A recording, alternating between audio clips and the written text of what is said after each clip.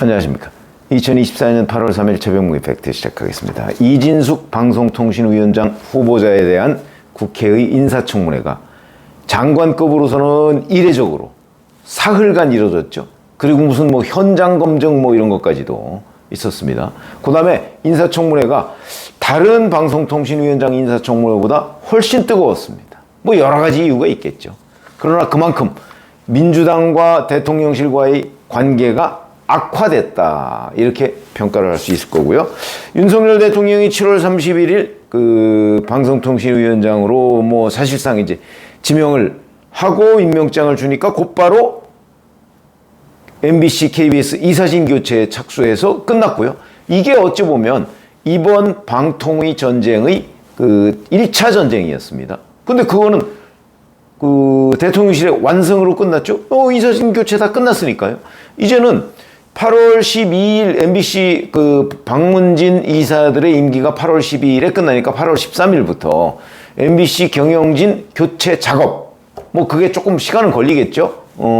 이제 그 현재 그 안영준 사장인가요? 그 사람의 여러 가지 이제 교체해야 할 이유, 이런 것들을 이제 수집을 해야 되고, 그 다음에 소명 기회도 줘야 되고, 그렇게 돼서 이제 교체가 이루어질 것으로 보이고요. 자, 근데 이렇게 되자 바로 다음 날이죠. 민주당 등 야당이 이제 이진숙 방송통신위원장에 대한 탄핵소추안을 국회에 보고하고 어제 오후에 표결을 했습니다. 통과시켰죠. 단독 표결을 했습니다. 188명이 참석을 해서 186명이 찬성을 했고요. 그러니까 이제 어제부로 이진숙 방송통신위원장은 직무정지가 됐습니다. 그리고 이제 헌법재판소로 넘어가는 건데, 잘 보시면 이동관, 김홍일, 그 다음에 이상인 그 직무대행까지 해서 방송통신위원회만 지금 세 번째 그 수장에 대한 탄핵소추안이 발의가 돼서 그게 표결되기 전에 사퇴를 한 거죠. 근데 이진숙은 예외였습니다. 표결이 다 예고가 돼 있음에도 불구하고 사퇴하지 않았습니다. 그 이유는 MBC와 KBS 이사진 교체, 이게 이제 당급한 현안이었는데, 마무리했다 해서 다소 느긋함을 가질 수 있는 측면. 또 하나는 이제, 이거 하면 또 이제 9월 14일에 EBS 이사진 교체가 이제 예고가 돼 있는데, 또 그럴 거 아니냐. 그러니까 이 악순환을 이번에는 피하겠다. 이런 거 아니겠습니까? 그런 점에서 본다면, 버티겠다. 그래서 제가 이제 이진숙 버티기의 이유를 이제 설명을 해드린 적이 있었고요. 자, 이렇게 민주당도 강공으로 나가고, 심지어는 민주당이 방송통신위원장에 대한 자원이 고갈될 때까지 탄핵을 하겠다, 이런 극언까지 서슴지 않았습니다. 아마 이러다 보니까 대통령실도 오기가 생긴 듯이 보입니다. 그런 것들이 바로 이진숙 방송통신위원장 후보자에 대한 청문보고서 재송부 요청, 이런 게 대개 2, 3일 정도 말미를 주거든요. 근데 그게 아니고 7월 30일에 그 청문보고서 재송부 요청을 하면서 오늘까지 재송부해달라. 시간을 하루도 안 준 겁니다. 그리고서 바로 다음날 임명을 해버린 거죠. 이런 걸 보면 윤석열 대통령도 좀 오기가 발동한 것으로 보인다. 그러니까 민주당의 어떤 화풀이성 그 탄핵, 이거하고 대통령실의 오기 이런 것이 이제 정면으로 맞부딪히는 상황이 됐다. 이러다 보니까 민주당은 민주당대로 격앙돼 있죠. 그래서 지금 당장 오늘 이제 3일인데 다음 주에 방송장악 청문회에 앞서서 이제 방송통신위에 대한 현장 검증을 하겠다. 이 정치 공세죠. 현장 검증이라는 게 어디 있습니까? 이게 무슨 본인들이 생각하기에는 혹시 범죄였는지 모르나 객관적으로 보면 이건 범죄라고 보기는 어렵고, 이미 헌법재판소도 방통위 2인 체제에서 내린 결정이 유효하다, 무효로 하기 힘들다, 이렇게 그 결정을 한 적이 있거든요. 그렇기 때문에 이 자체가 민주당의 일방적인 주장이다. 그러나 자기네들 딴에는 굉장히 격앙돼 있는 것으로 보이고, 그리고 9일에는 또 그 방송장악 청문회라는 거를 그 자기네들이 하겠다고 지금 예고를 해놓은 상태입니다. 여기에 이제 이진숙 방송통신위원장 뭐 직무정지가 됐더라도 위원장이죠. 그 다음에 김태규 부위원장. 그 다음에 이번에 선임된 박문진 이사들, 뭐 아직 이제 취임을 안 했지만 그 중에 이사장, 지금 현재 언론 보도에 따르면 허익범 전 드루킹 특검, 얘기가 나오고 있는데, 글쎄요, 9일이면 아직 취임도 안 했는데, 그냥 뭐 자기네들끼리 박문진 이사장으로 내정해놨다고 하는 사람을 부르겠다, 뭐 이런 뜻인지. 여하튼, 그 교체돼서 선정된 6인, 그 다음에 KBS 이사, 뭐 이래서 무려 28명을 증인으로 이제 부르겠다고 합니다. 뭐 상당수가 제가 보기엔 불출석할 것 같은데요. 이런 식의 청문회. 이러면 이제 민주당이 또 화가 나겠죠. 그래서 이른바 민주당과 대통령실 또는 여권 간의 대충돌이 불가피하다 하는 걸 우리가 예상을 할 수가 있고요. 또 이것만 있는 게 아닙니다. 8월 임시국회에서 이 방송장악과 관련한 국정조사도 하겠다. 민주당이 지금 이렇게 얼음장을 놓고 있거든요. 아마 이거 할 겁니다. 그러니까 이진숙과 방송통신위원회를 향한 민주당의 총공세, 어찌 보면 하계 총공세죠. 이걸 진행하겠다는 얘기죠. 대통령실 가만히 있지 않았습니다. 어제 정해전 대통령실 대변인이 이렇게 브리핑을 했습니다. 북한이 오물풍선을 보내는 것과 야당이 오물 탄핵을 하는 것이 대체 무슨 차이가 있는지 되묻고 싶다. 대체 누구를 위한 탄핵이냐? 대통령실 대변인이 민주당을 향해서 직격탄을 날린 겁니다. 그만큼 화가 나 있다. 이런 얘기가 되는 거죠. 거기다가 어제 이제 방송통신위원회 그 현안회의에 이진숙 위원장이 불참을 하면서 뭐 이제 불출석 사유로는 입원 뭐 이런 거를 내서였습니다. 뭐 그 입원을 가지고 또 민주당이 이거 꾀병 아니야? 검증하겠다. 그런데 뭘 어떻게 검증하겠다는 건지는 잘 모르겠습니다.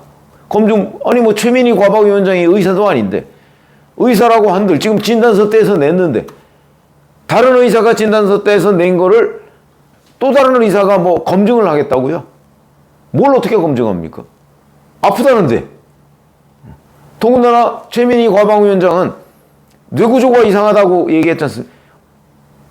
뭐 농담식으로 얘기하면 뇌구조가 이상하면 그거 굉장히 심각한 병입니다. 진짜. 본인이 진단을 했잖아요. 뇌구조가 이상하다고. 그러면 입원을 해야죠. 그냥 놔두면 되겠습니까? 그거와 마찬가지로 서로 감정 싸움까지 지금 얽혀 있다. 이진숙 방송통신위원장이 입장문을 냈습니다. 탄핵소추와 자진사퇴의 악순환을 이제는 끝내야 할 때다. 거대 여당의 탄핵소추 횡포에 당당히 맞서겠다. 자, 이렇게 지금 대통령실, 이진숙 위원장 본인, 이제 우리 물러서지 않겠다. 민주당은 민주당대로 우리도 물러설 이유가 없어. 국회가 가지고 있는 모든 권한을 총동원해서 이진숙 방송통신위원장과 방송통신위원회를 어쨌든 낱낱이 해부할 거야. 뭐 이런 거 아니겠습니까? 이 충돌. 그래서 제가 지금 제목을 이 민주당이 이진숙 위원장에 대한 일종의 증오를 하고 있는 것으로 보이는데 이 역설을 말씀드리려고 하는 겁니다. 대통령실과 이진숙 위원장, 뭐 궁극적으로는 대통령실이죠. 대통령실이 물러서지 않겠다. 자, 이렇게 나왔습니다. 그러면 탄핵 이제 직무정지가 됐으니까 헌법재판소로 넘어갔습니다. 이상민 행정안전부 장관이 탄핵소추를 받았을 때 167일 후에 업무에 복귀했습니다. 이거는 그거보다 훨씬 더 명백한 그러니까 기각사유입니다. 자, 그러면 뭐 그 정도나 아니면 그거보다 더 전에 헌법재판소에서 이제 기각 결정을 내릴 가능성이 대단히 높다. 그러면 이제 복귀를 할 거 아닙니까? 빠르면 연말, 뭐 늦어도 내년 1월에는 복귀를 할 것으로 보입니다. 복귀하면 또 가만히 놔둘까요? 민주당이? 가만히 안 놔두겠죠? 아마 또 탄핵을 할 겁니다. 소진될 때까지 탄핵을 하겠다. 이렇게 예고를 해놓은 상태거든요. 그러니까 이진숙 위원장을 다른 사람으로 바꾼다면 그 사람도 또 탄핵할 거고, 이진숙 위원장이 또 뭔가 업무를 하면 또 탄핵을 할 거고. 왜냐면 지금 EBS 이사진 교체는 아직 안 했거든요. 그러면 아마 복귀하면 첫 번째로 할 게 EBS 이사진 교체일 겁니다. 그렇게 되면 그것도 2인 체제에서 할 테니까 그러면 또 똑같은 사유로 이진숙 위원장에 대한 탄핵을 할 거다. 그럼 그때 또 한 며칠 정도 이진숙 위원장이 방송통신위원장으로서 업무를 하고 EBS 이사진 교체하고 급한 것도 몇 개 결제 한 대여섯 달 밀렸던 거 그거 이제 의결하고 이러면 이제 그걸 또 핑계 삼아서 또 탄핵을 할 겁니다. 통과되겠죠? 뭐 그때나 지금이나 뭐 민주당의 의석수 또는 야당의 의석수는 별 변함이 없을 테니까. 그럼 그때부터 또 직무정지에 들어갈 겁니다. 똑같은 일이 반복되겠죠? 그럼 올해 빠르면 연말 아니면 내년 1월쯤에부터 이제 또 직무정지에 들어가면 또 다시 이제 내년 한 뭐 5월이나 6월쯤에 업무 복귀를 할 거고요. 자, 그럼 이게 언제 끝날 거냐? 언제 끝날 거냐? 내년 후년에 2016년 6월에 지방선거가 있죠. 이렇게 시도 때도 없이 탄핵을 남발하고 그 다음에 이진숙 위원장 개인에 대한 정오 감정을 드러내고 그 다음에 방송통신위원회를 완전히 식물 상태로 만들겠다. 국정농단입니다. 국정농단. 이 상태로 만드는 데에 대한 여론이 좋을 리가 없죠. 그렇기 때문에 이거는 2016년 6월 지방선거가 카운트다운에 들어가면 민주당이 더 이상은 못할 거다. 그러면 앞으로 내년 초와 내년 6월 하고 내년 12월쯤은 안 되겠죠? 만약에 그때쯤에 6월쯤에 하면 뭐 12월쯤에 업무 복귀가 있을 거고요.